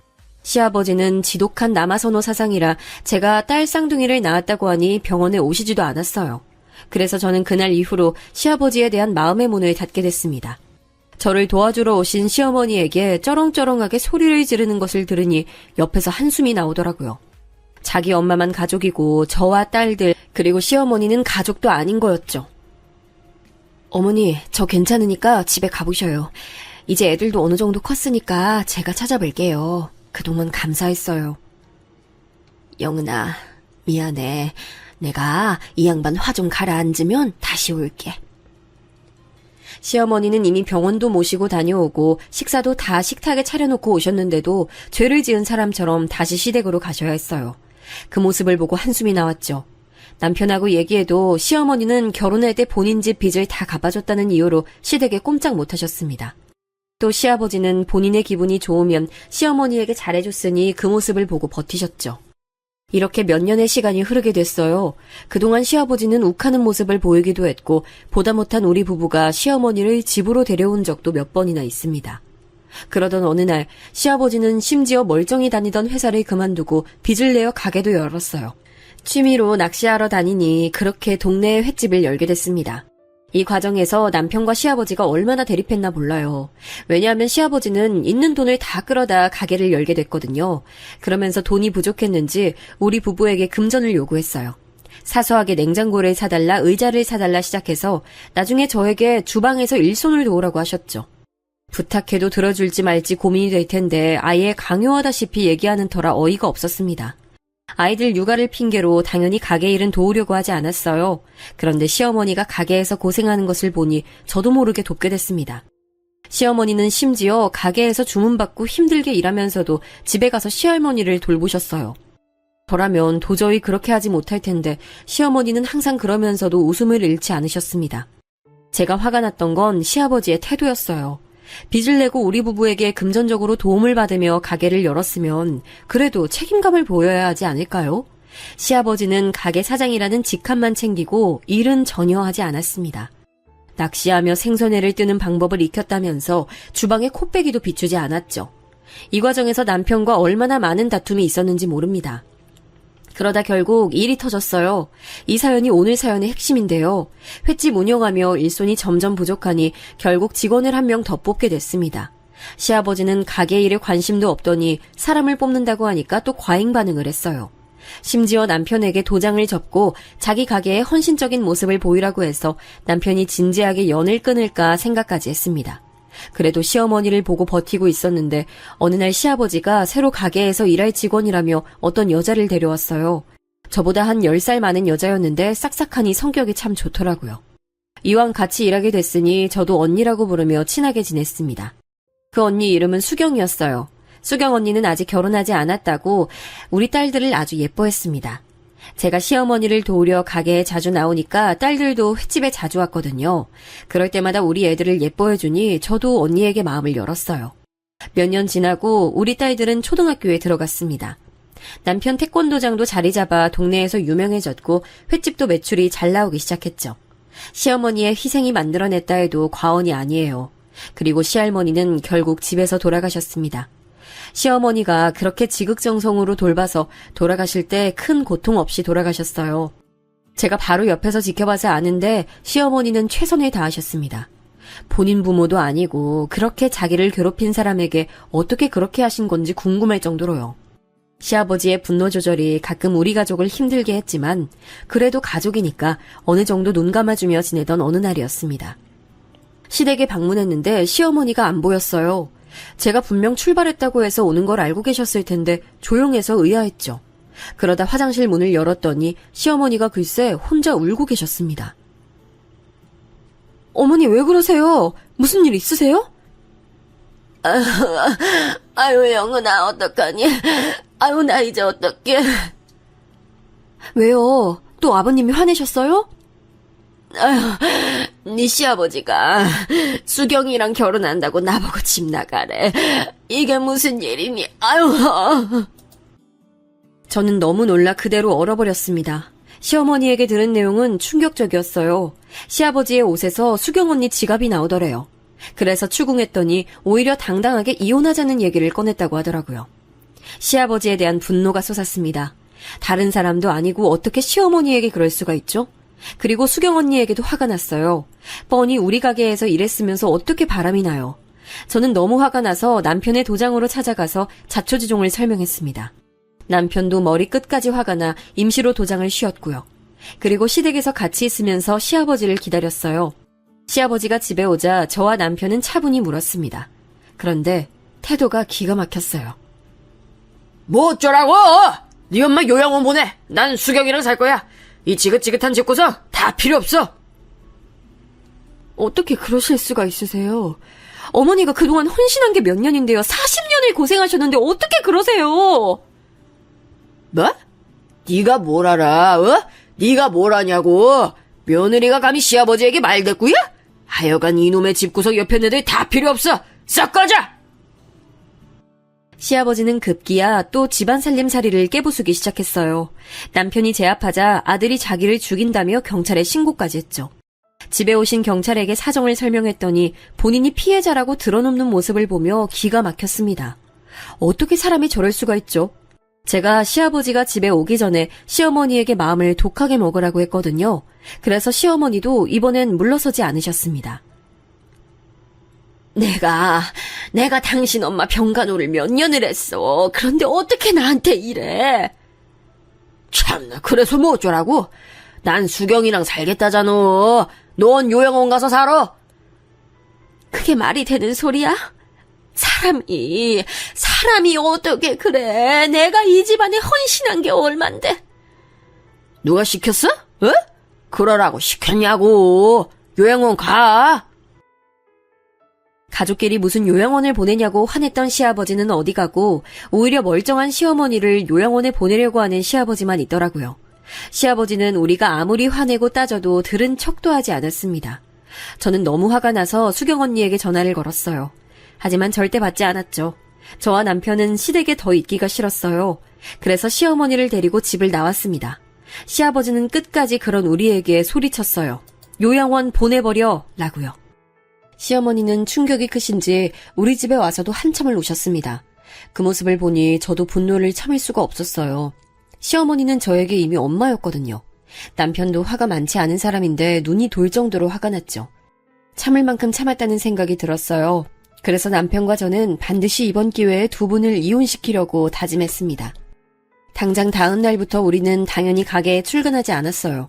시아버지는 무슨 생각인지 전화를 계속하더라고요. 시어머니와 제가 가게에 나가지 않으면 손해는 누가 보겠어요? 시아버지는 그동안 가게에서 일했던 적이 없으니 몰랐겠죠. 이혼 서류 준비도 차근차근 시작했습니다. 변호사 선임하고 증거를 수집하는데 이걸 다행이라고 해야 할까요? 시아버지는 그동안 40년을 넘게 시어머니를 두들겨 팼으니 증거가 많았어요. 불륜에 대한 증거도 넘쳐났죠. 증거를 수집하며 알게 된 사실은 바로 수경 언니가 애초에 우리 가게에 오게 된 경위였어요. 낚시 동호회에서 둘이 불륜을 시작했더라고요. 그러면서 우리 가게에 와서 일하게 된 거였어요. 저는 그것도 모르고 언니가 우리 딸들 예뻐한다고 좋아했는데 미친 듯이 후회됐습니다. 가만히 당하고만 있을 수 없잖아요. 그래서 어차피 동네 장사로 먹고 사는 시아버지 가게를 완전히 망하게 하고 싶었어요. 시아버지는 자기 멋대로 살아온 사람이라 상간녀인 수경 언니를 집에 데려오고 시어머니를 요양원에 보내고 끝내려고 했었나 봐요. 우리 부부가 적극적으로 이혼 서류를 준비하니 당황한 모습을 보였습니다. 시어머니에게 따로 연락해서 회유하는 모습도 보였어요. 하지만 제가 옆에서 어머니가 마음이 약해질 때마다 독하게 마음을 먹으라고 챙겨줬죠. 어머니도 자기가 그동안 시댁에 헌신했는데 이런 식으로 돌아오니 너무 가슴이 아프다며 이혼에 대한 의지가 확고했어요. 아니, 진짜 치고 나고 바람났어요? 어머. 네, 그래서 어머니는 지금 우리 집에 계세요. 애초에 그 언니 데려온 이유가 상간녀라서 데려왔더라고요. 너무하죠. 지금 이혼 준비 중이에요. 저는 그 뒤로 너무 바빴어요. 왜냐하면 가게를 망하게 하려고 애썼거든요. 남편 도장에 다니는 아이들 학부모부터 시작했어요. 애들 학교 학부모 모임에 적극적이라 아는 엄마들이 많았거든요. 가게도 이런 식으로 제가 엄마들을 데려와서 점차 단골들을 만들어갔는데 돌아오는 게 바로 불륜이라니 기가 막혔죠. 시어머니와 제가 노력해서 키워놨더니 본인은 바람 피우는 시아버지를 어떻게 가만두겠어요? 소문은 빠르게 퍼졌습니다. 워낙 동네가 작아서 어차피 동네 장사로 먹고 살던 곳이었으니 당연한 결과였죠. 시아버지는 처음에 그렇게 당당하더니 나중엔 우리 집에 와서 빌기 시작했어요. 왜냐하면 가게가 망하면 남는 게 없었거든요. 본인들의 생각으론 시어머니가 없어도 멀쩡히 운영할 수 있다고 생각했을 거예요. 하지만 그건 착각이었죠. 재료 손질부터 손님 응대와 청소까지 시어머니의 손길이 안 닿는 곳이 없었거든요. 미안하다. 내가 잘못했어. 용서해줘. 수경이도 정리했어. 내가 미쳤었나봐. 이제 손도 안 올릴게. 미안해. 시아버지는 이혼 소송이 진행되며 가게도 망하고 위자료까지 뱉어내야 하자 급기야 아예 다른 사람이 됐어요. 법원에서 다행히 시어머니가 그동안 헌신했던 것을 다 인정해줬습니다. 남편과 제가 대한민국에서 아주 유명한 로펌 변호사에게 사건을 맡겼거든요. 거기다 시누이까지 와서 증언해줬어요. 시누이는 결국은 이혼하게 됐냐며 적극적으로 도왔습니다. 그렇게 시아버지는 남는 게 하나도 없게 됐어요. 저는 시어머니의 마음이 약해질까봐 옆에서 계속 주문처럼 말했습니다. 어머님은 할 만큼 하셨어요. 이제 앞으론 우리 부부랑 행복하게 살 일만 남았어요. 예전에 팔려왔다고 지금도 그렇게 살아야 하는 건 아니에요. 내가 너희에게 무슨 할 말이 있겠어. 그냥 고맙다. 다행히 시어머니도 마음을 굳게 먹으셨어요. 그 뒤로 어떻게 지내는지 아세요? 시아버지의 후회한다는 연락은 다 받지 않고 있습니다. 실제로 어머님은 우리 집에서 지내고 계세요. 그리고 시누이까지 다시 어머님과 연락하니 시어머니는 지금이 제일 행복하다고 하세요. 횟집은 당연히 망했고요. 부동산 사장님에게 들으니 빚더미에 앉았다고 하더라고요. 심지어 불륜한 수경 언니가 시아버지를 버리고 떠났다는 소리도 들었습니다. 남편은 이제 그 사람은 가족이 아니라고 확실히 선을 그었어요. 남편으로도 아빠로도 최악이었던 그 사람은 잊고 우리끼리 행복하게 살자고 다짐하고 있답니다. 우리 딸들도 할아버지와 사이가 좋지 않아 이제 더 볼 일이 없다고 하니 좋아하더라고요. 여기까지가 제 사연입니다. 들어주셔서 감사해요. 우리 가족은 시어머니 모시고 평생 행복하게 잘 살겠습니다.